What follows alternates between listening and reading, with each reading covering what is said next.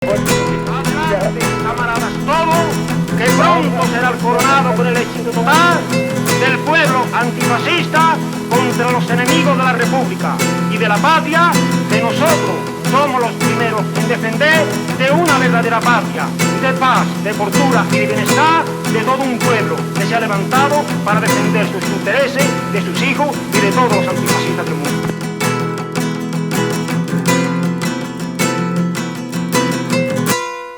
Hola a todos y a todas, soy Lucía y el comienzo de este Juventud Podcast es un poco diferente al que estáis acostumbrados.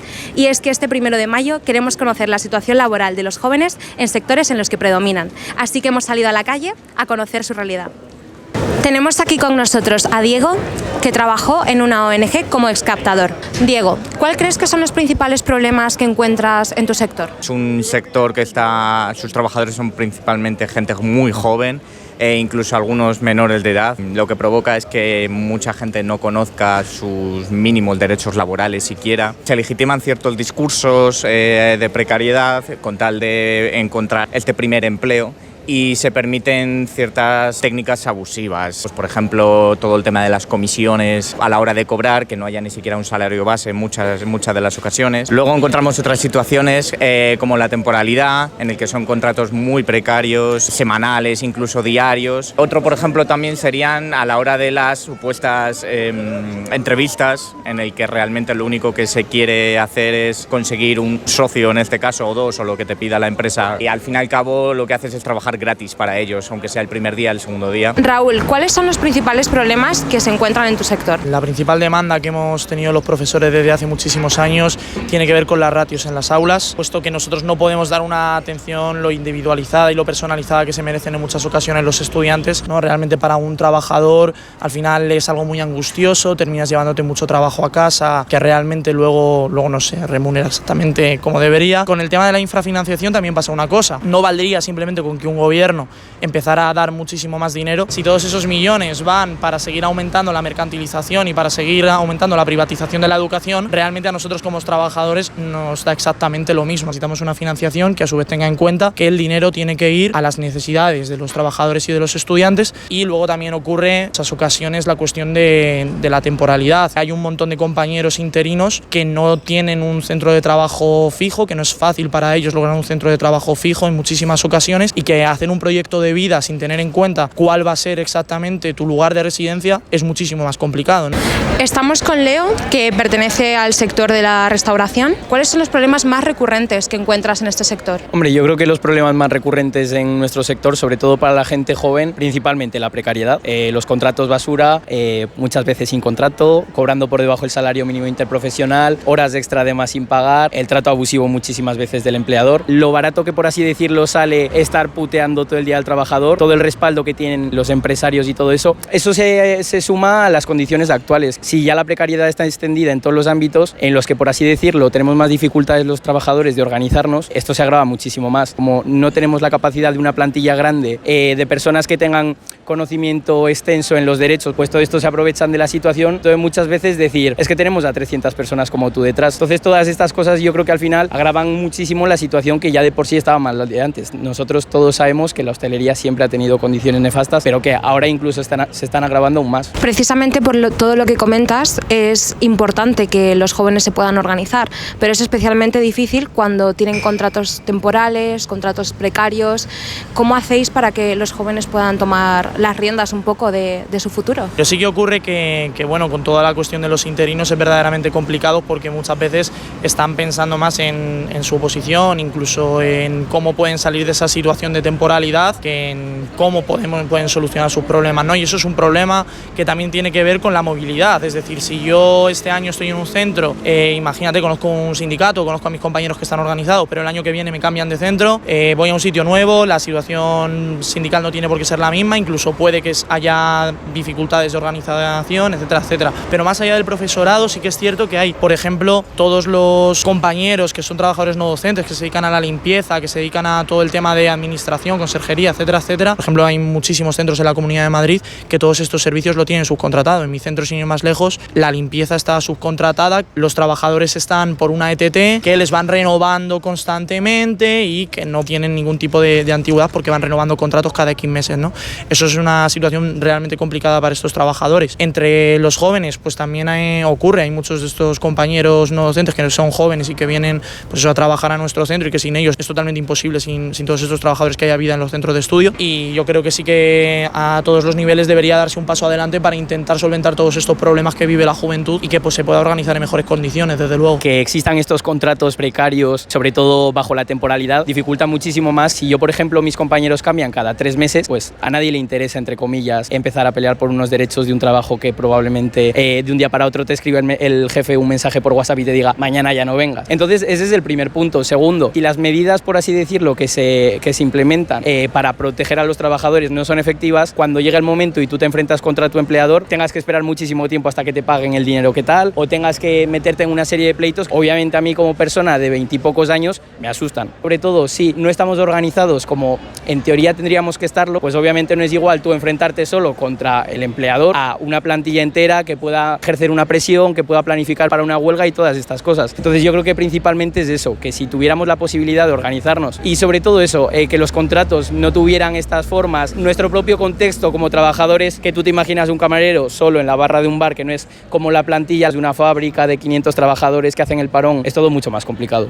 ¿Qué le dirías a los jóvenes este 1 de mayo? Quitarse el miedo ante todos estos problemas, ya no solo de nuestro sector, sino de todos, porque es un problema que atañe a toda la juventud trabajadora, y comenzar a organizarse, empezar a luchar por estos derechos que en nuestro caso en este sector ni siquiera son los más mínimos. Y lo dicho, perder el miedo a esa organización, porque si somos capaces y somos realistas, somos más fuertes de lo que pensamos. Bueno, pues tanto a lo de mi sector como a todos los demás, tener una cosa muy clara, que es que si nosotros no nos movilizamos, no ya solamente por nuestros derechos más inmediatos, que son importantes de conseguir desde luego, sino también por un futuro donde la educación, así como el resto de sectores en los que los trabajadores participamos, tengan una gestión verdaderamente obrera y verdaderamente bajo nuestros intereses, somos nosotros los trabajadores los primeros que tenemos que movilizarnos ante cualquier gobierno, ante cualquier reforma que vaya en contra de nuestros intereses, independientemente de quién la promulgue, tenemos que levantarnos. Qué mejor día que el 1 de mayo, ¿verdad? El Día Internacional de la Clase Obrera es sin ninguna duda una fecha totalmente referente para todos los trabajadores del mundo,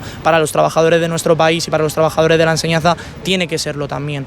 Es totalmente necesario que esto empiece desde la base. Yo creo que en nuestro sector los estudiantes ya vienen dándonos ejemplos de movilización que creo que deberían ser más seguidos por nuestra parte y creo que es importante que lo vayamos demostrando, que los profesores también queremos mejorar las cosas y creo que es muy importante que empecemos en cada centro de estudios, en cada instituto, en cada universidad, a ser los primeros en manifestarnos el 1 de mayo, pero no simplemente por una cuestión nostálgica, sino para empezar también un ciclo de movilizaciones que llegue a que nuestro sector y el resto de sectores del resto de trabajadores puedan tener una situación mejor en un futuro y, por supuesto, mucha más conciencia de clase que nos lleve a un futuro un poquito mejor.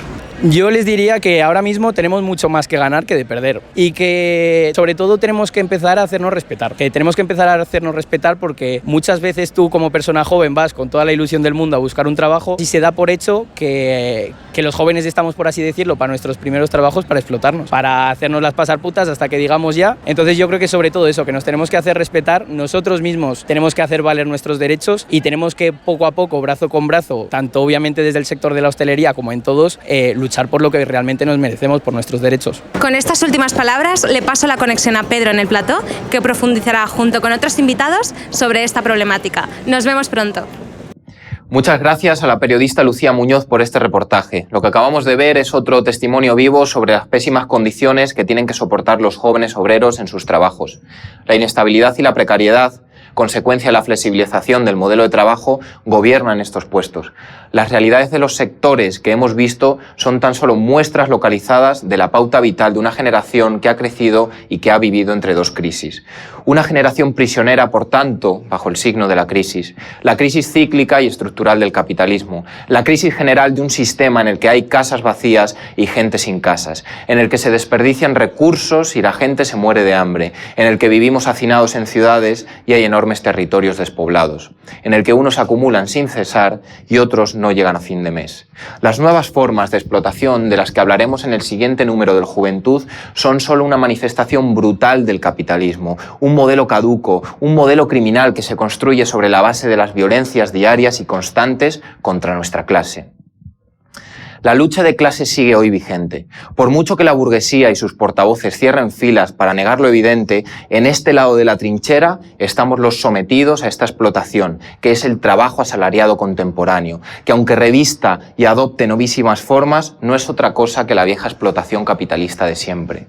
Por este motivo, el 1 de mayo es una fecha de lucha para los nuestros, para la clase obrera. Incluso en las peores condiciones, en los peores momentos de la historia, los comunistas reivindicamos este día. En el exilio, en la clandestinidad e incluso en prisión, el hilo rojo nunca pudo ser cortado. Buen ejemplo de ello es Julius Fučík, el periodista y comunista checoslovaco que pasó su último 1 de mayo en la prisión de Pakrac. La Gestapo lo detuvo por formar parte del comité central del partido. Sin embargo, pese a la vigilancia, entre los muros de la prisión, los presos comunistas se armaron de valor un 1 de mayo de 1943. Era muy pronto por la mañana cuando Fučík salió al patio junto al resto de presos para dirigir los ejercicios de la mañana. Armado de valor, bajo la atenta mirada de los guardias, hizo 2 ejercicios. 1, 2, el martillo. Segó también y era la hoz. Era su particular celebración del 1 de mayo. Así, el 1 de mayo es el día en el que celebramos las victorias y los aprendizajes del pasado y luchamos para abrir el camino, para cortar la caña, para mirar lejos y decir: hay esperanza en un porvenir revolucionario. El 1 de mayo las banderas rojas salen a la calle de todo el país. En todas partes del mundo resuena la internacional en el corazón de los proletarios que más pronto que tarde harán realidad el más viejo de sus sueños. Bienvenidos, Helene y Hugo, ¿qué tal estáis? Muy bien, muchas gracias. Encantado de estar aquí. Un placer que estéis aquí los dos. Helene Fresneda, miembro de la Comisión Central de Movimiento Obrero y Sindical de los CJC, ¿qué tal estás? Muy bien, aquí, disfrutando de este espacio, de la buena compañía. En vísperas del 1 de mayo, Hugo. ¿Qué tal? Hugo Carrasco, miembro también de la Comisión del Departamento Central, en este caso de Movimiento Obrero y Sindical, y miembro del Comité Central. Encantado de estar con vosotros en este programa. Bien, habéis venido después de currar, hoy que es miércoles, tal, estamos un poquito cansados. Todos. Un poquito, sí. Pero bueno, empecemos por el principio. ¿De dónde viene la fecha del 1 de mayo? ¿Qué celebramos los comunistas en este día que ya estamos preparando motores? Bueno, el 1 de mayo evidentemente tiene un contexto histórico. Es en 1886, igual con alguna fecha me falla un poco la memoria, cuando se convoca una jornada de movilización en Estados Unidos por parte del sindicalismo del país para reivindicar la aplicación real de la jornada de 8 horas de trabajo.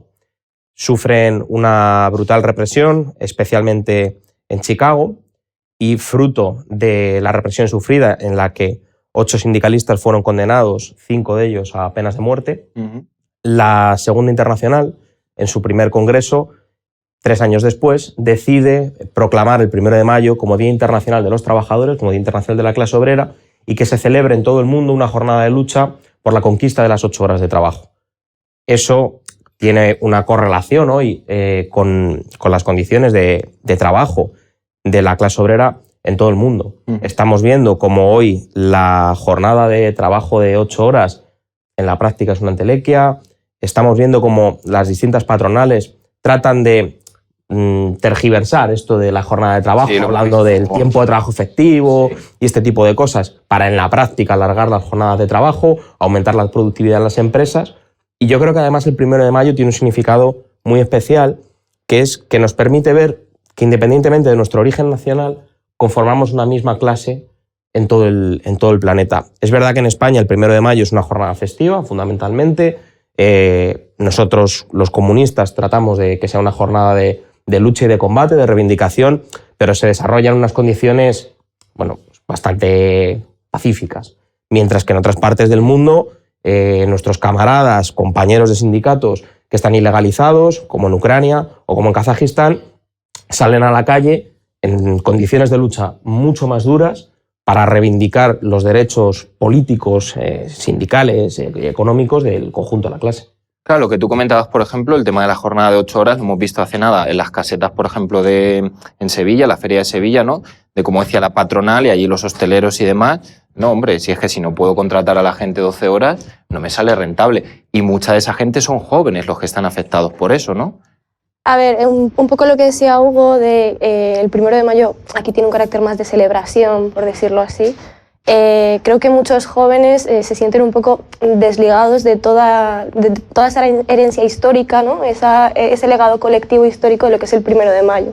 Puede parecer más un poco un desfile de organizaciones, de partidos, de tal. Y creo que la realidad es que nuestro legado es nuestro también, ¿no? Y hay que trabajar un poco en recuperar eso, ¿no? Que es también parte de la juventud trabajadora, ¿no? Sí, un poco más de participación, ¿no? De cara al 1 de mayo, que no se quede solo en eso.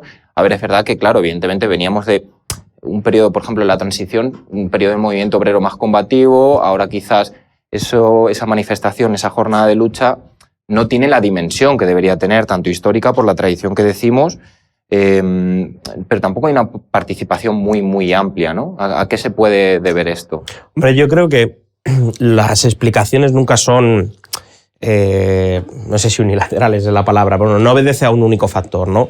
Hay una multiplicidad de elementos que hacen que la lucha obrera hoy esté muy debilitada.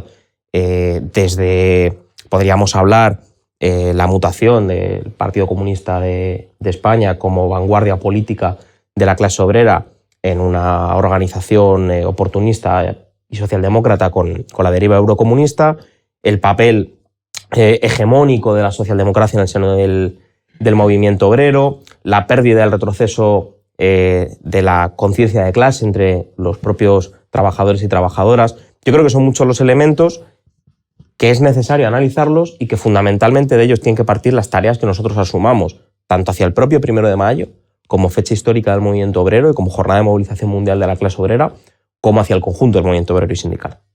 Claro, ¿y cuál es la política del partido en ese caso? O sea, porque asistimos a que el movimiento obrero está muy disgregado, realmente, por ejemplo, luego a nivel juvenil tampoco hay una participación dentro, por ejemplo, los sindicatos demasiado amplia, demasiado activa. Puede haber gente, jóvenes que hemos coincidido, yo he coincidido en el trabajo con jóvenes que a lo mejor estaban afiliados al sindicato, pero que realmente no tienen una cultura sindical, están muy desligados de todas esas prácticas que nosotros, como Juventud Comunista, sí tenemos un poquito más interiorizadas, ¿no? Sí, o sea, como dice Hugo, creo que hay muchísimos factores a tener en cuenta y, a ver, llevamos mucho tiempo dando claves, ¿no? El papel que cumple la socialdemocracia, bla, bla, pero no es como caer en que solo hay un factor que influya en esto.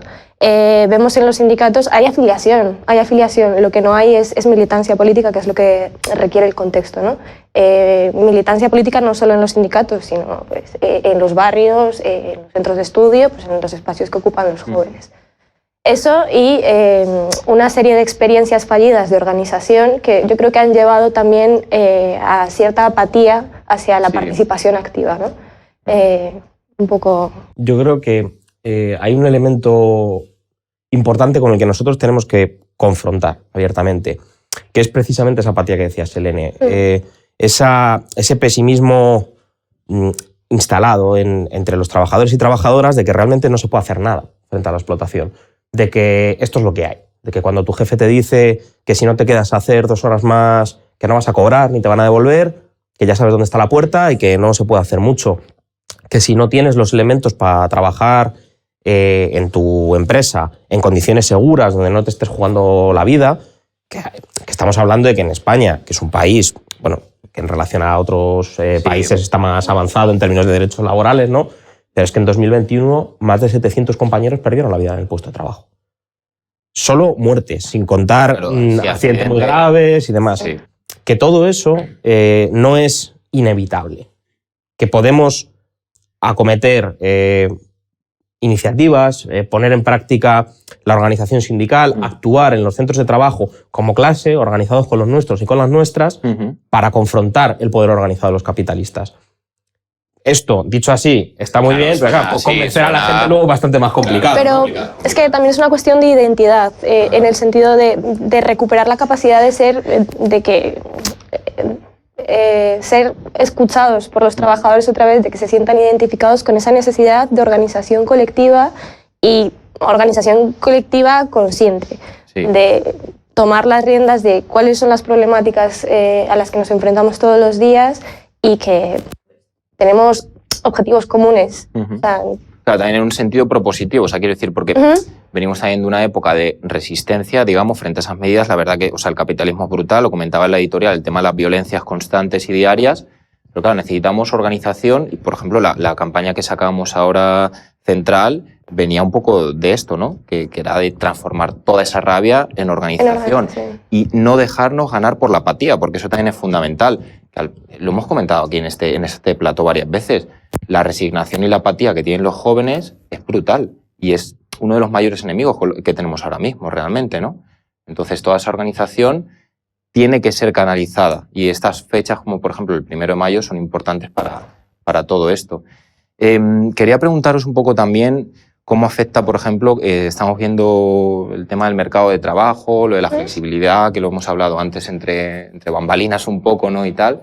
Pero, por ejemplo, en el siguiente número del Juventud, que vamos a sacar ahora en un par de semanas o 3, hablamos del tema de la vigilancia constante a la que están sometidos los trabajadores, ¿no? ¿Cómo funciona esto, por ejemplo?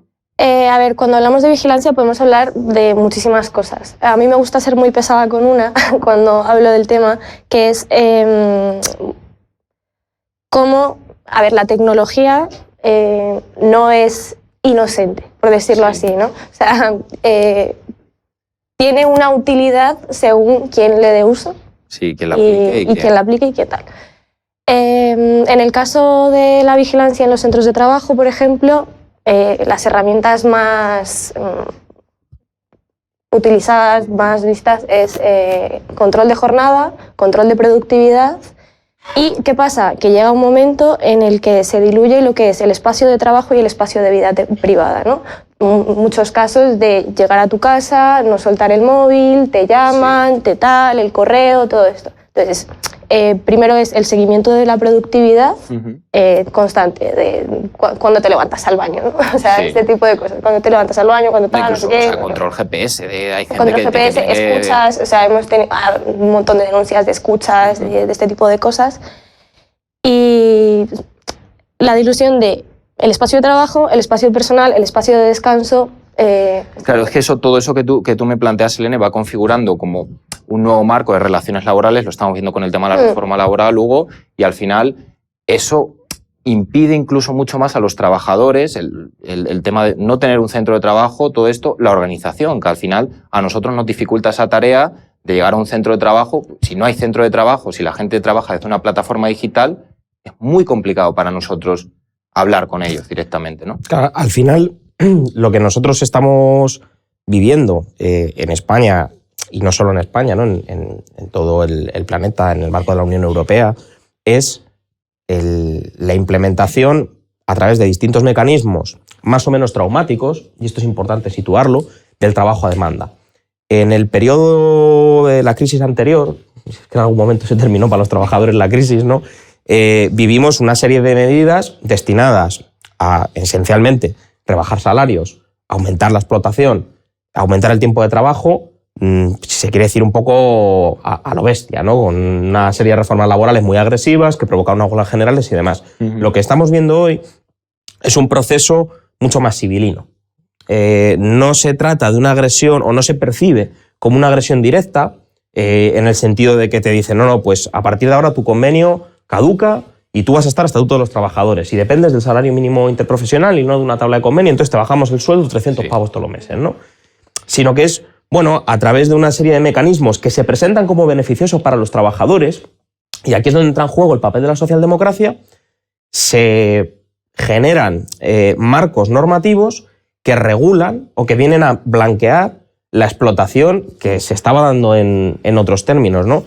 Todo esto de la jornada, del control, de la vigilancia, tiene mucho que ver. Estamos viendo cómo los contratos fijos discontinuos que se han presentado como la panacea para acabar con la temporalidad están sirviendo para blanquear el trabajo a demanda. Total. En un sentido literal. Sí. Es decir, tú eres trabajador temporal, tienes un contrato de obra, ya no existe el contrato de obra, estás en fraude, se te presupone indefinido y tu empresa lo que te ofrece es una conversión de tu contrato temporal a un contrato fijo discontinuo.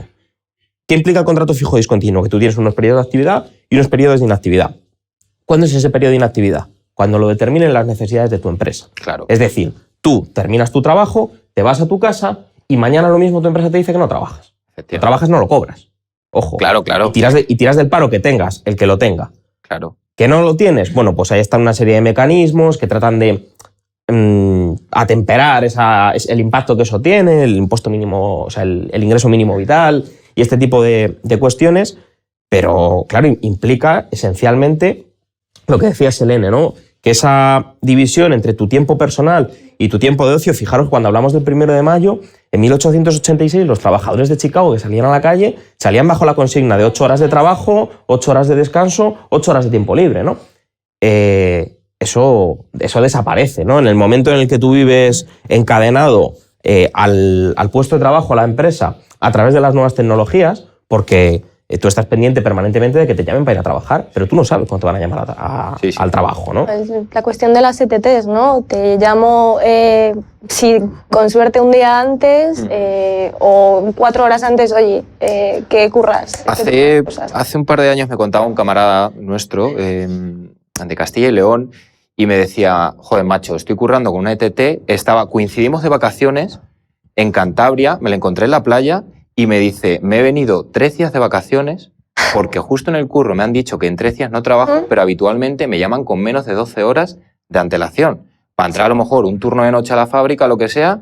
Y 12 horas, Y 12 horas, y claro, 12 horas cuando... La hostia, hablando mal y pronto. Tiempo, tal. Yo he sido camarera en hoteles y me han llamado 2 horas antes de me falta gente. Claro, vente para acá, ¿Y qué haces? hay que sacar el trabajo. Es muy habitual, yo, por donde vivo y demás, hay mucha logística.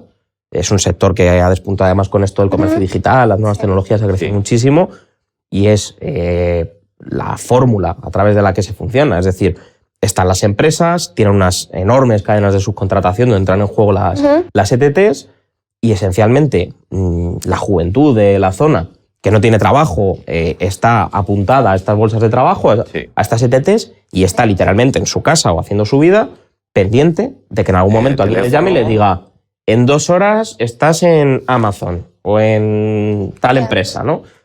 Y no sabes para cuánto. Además, eso genera otro elemento.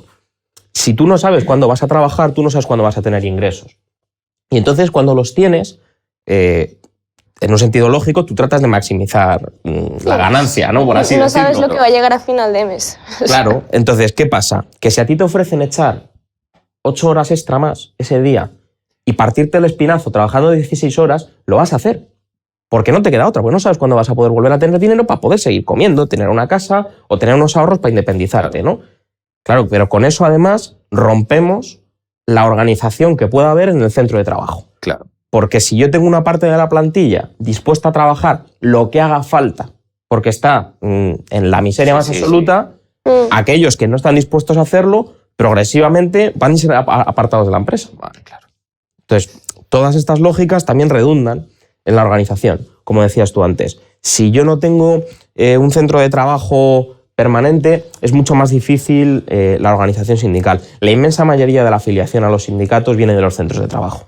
La gente se afilia al sindicato, al que sea, cuando ve al sindicato moverse en la empresa. Para bien o para mal, cuando tienes un sindicato absolutamente corporativo y que es una correa de transmisión de la empresa, cómo consigue controlar a los trabajadores es en el centro de trabajo, ¿no? Sí. Y para bien, ¿no? Tú te afilias al sindicato cuando ves que hay un compañero, una compañera que es delegado o delegada, que se cobre para defender a los trabajadores. Entonces dices, joder, esta gente funciona, esta gente defiende mis intereses, yo quiero participar, yo quiero afiliarme, yo quiero apoyarles, ya te implicarás más o menos, pero claro, cuando eso se rompe porque tú no sabes si mañana vas a trabajar aquí o allá, en este sector o en el otro, es mucho más difícil la organización.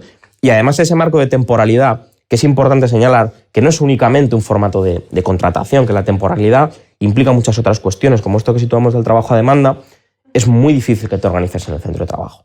Es muy difícil, porque si tú te presentas unas elecciones sindicales o tratas de articular organización obrera en la empresa en la que estás y pasado mañana no estás, eso se cae solo como un castillo de naipes. O sea, no es solo difícil la organización propiamente dicha, sino la referenciación de organizaciones obreras.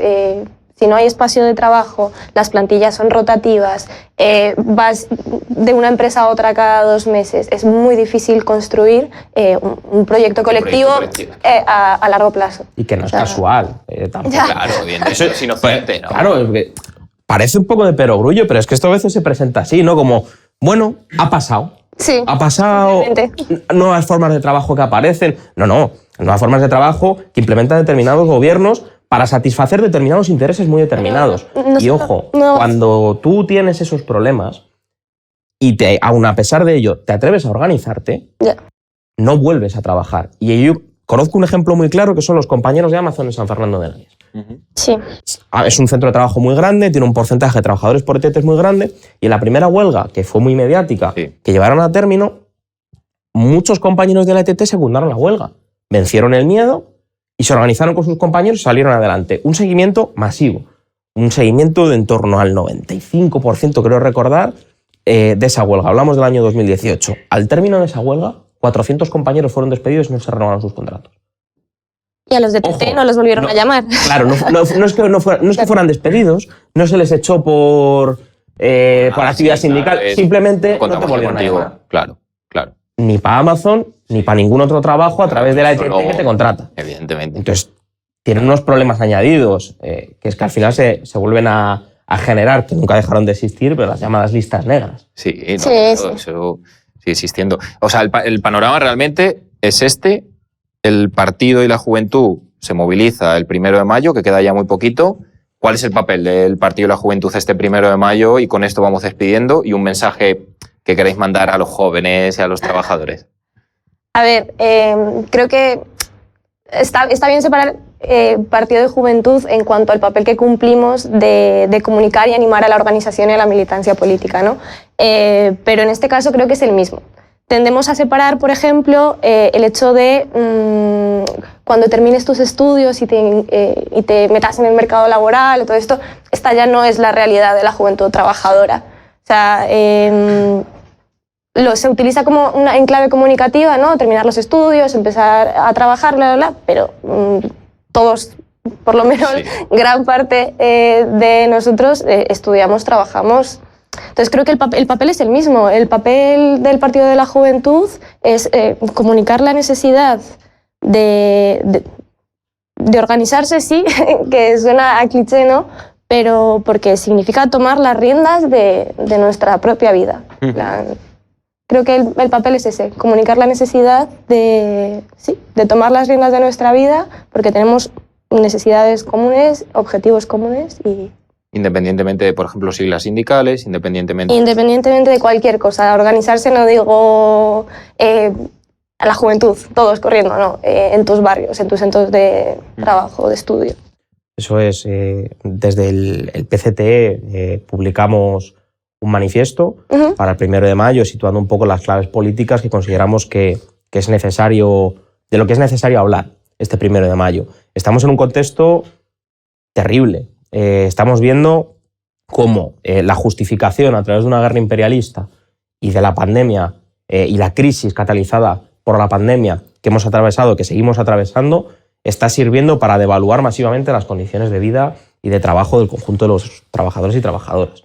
Estamos viendo un alza de precios sin precedente en nuestro país a todos los niveles.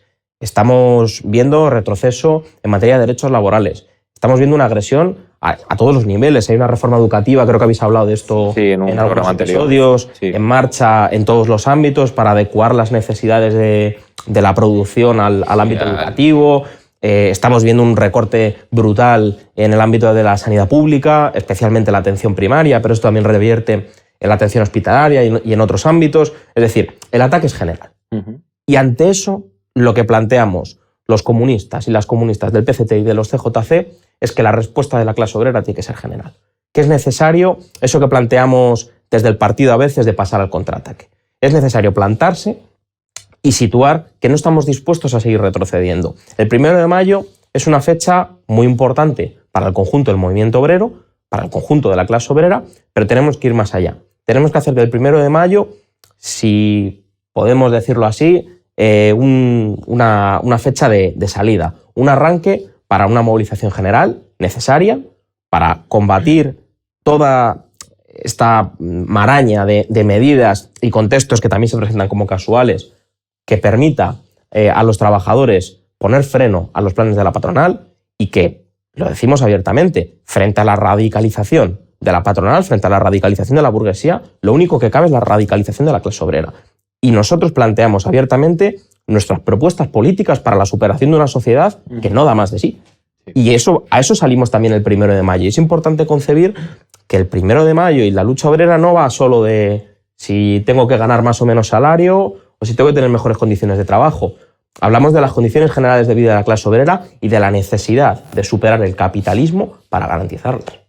No, y lo decía Hugo antes, entramos en un nuevo periodo de crisis y es que hemos salido y entramos sin las herramientas, con un desgaste en las herramientas de representación colectiva y de presión colectiva sin precedentes prácticamente.